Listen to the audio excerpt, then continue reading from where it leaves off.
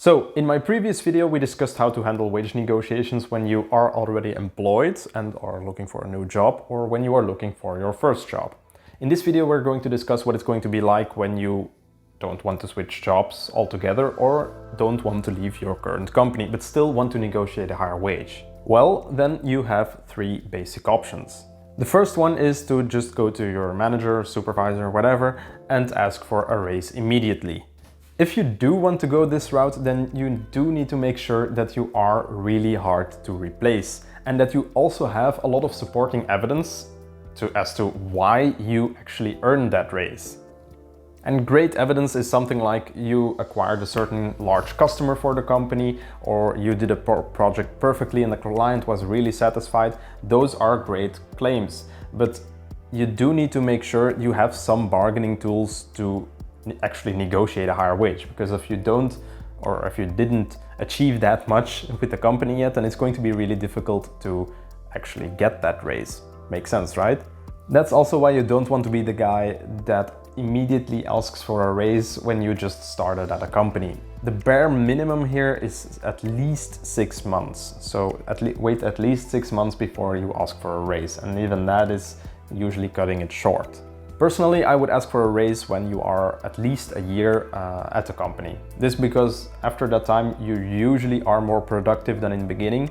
You know the contents of your job and are also more profitable for the company. So that is a great bargaining tool for demanding a higher wage. After 1 year or at most 2 years is also when most raises are being handed out. So after 2 years at least, you should expect to have had at least one raise or one substantial raise. The second option is to ask for a personal development plan from your manager. Basically, this means setting some goals which you are going to be held accountable to, and if you achieve them, then you will get a raise. In my opinion, this is the best option to take since it has very little downsides, especially if you ask for it immediately or relatively early into a new professional job.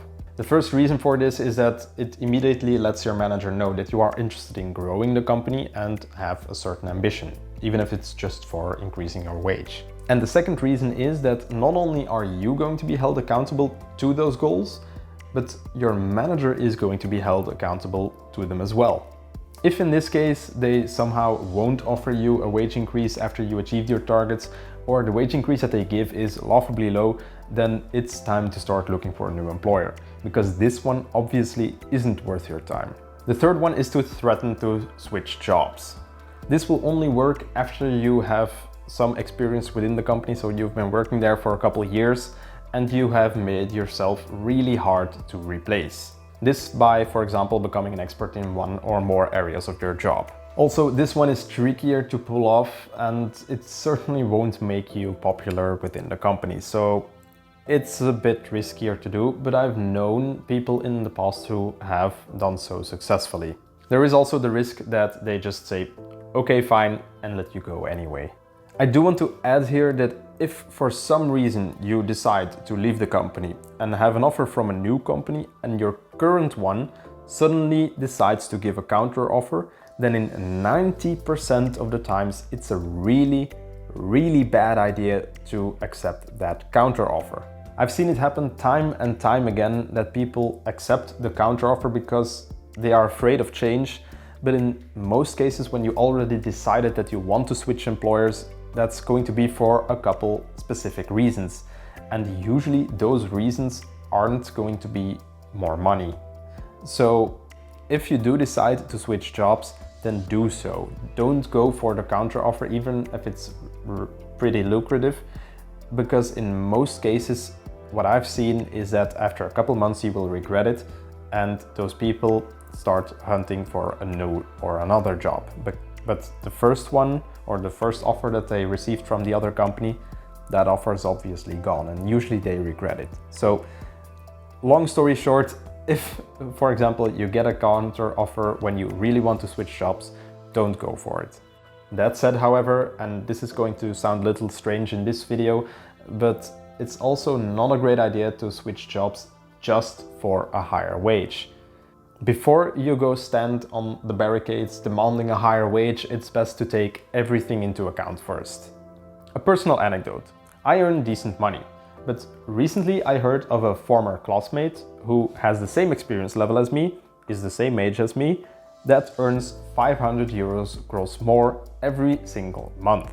My initial reaction was, I'm being grossly underpaid. But then I started to do the math in my head. First, that person works in the IT sector and pays more than mine, even for the same type of job. Secondly, I know that person does a lot of overtime and doesn't have that much free time, while I have a job with a great work-life balance, with also 37 paid holidays every year, so I do have a lot more free time. Third, gross wage is just a small part of the total wage package, especially here in Belgium. Gross wage is only useful up until a certain point, after which income tax is going to be really high, and every 100 euros you earn gross just earns you 45 euros net in your pocket. So those 500 euros at most are about 225 euros net every single month. Meanwhile, I do have a sort of fiscal net allowance thing that nets me 100 euros net every single month in my pocket. And also I have an annual bonus that easily covers this gap. So considering all these factors, I wasn't really being underpaid all that much or even at all. It's also good to note that even if you aren't really interested in changing jobs, it never hurts to apply for a job that really interests you. By doing this, you may even discover that no other employer wants to pay your current wage. This tends to happen with people in their 40s and 50s who have been at their current employer for a while, and it's called a golden cage. Basically, this means that you can't switch jobs without losing some wage. If this is the case for you, then know that it's going to be really difficult to negotiate a higher wage even at your current employer, because they know that you can't get better anywhere else. I hope you liked the video. Don't forget to like and subscribe. If you have a question, leave them down below. I will answer them when I can. Also, new small announcement, I moved, so that's also why the videos are a bit less frequent the last few weeks. I do hope of making more videos in the future. I also have plans for making this room where I am right now into a sort of filming studio as well. So if you want to see how that turns out in the next couple, probably months, it's going to take a while. There are boxes everywhere.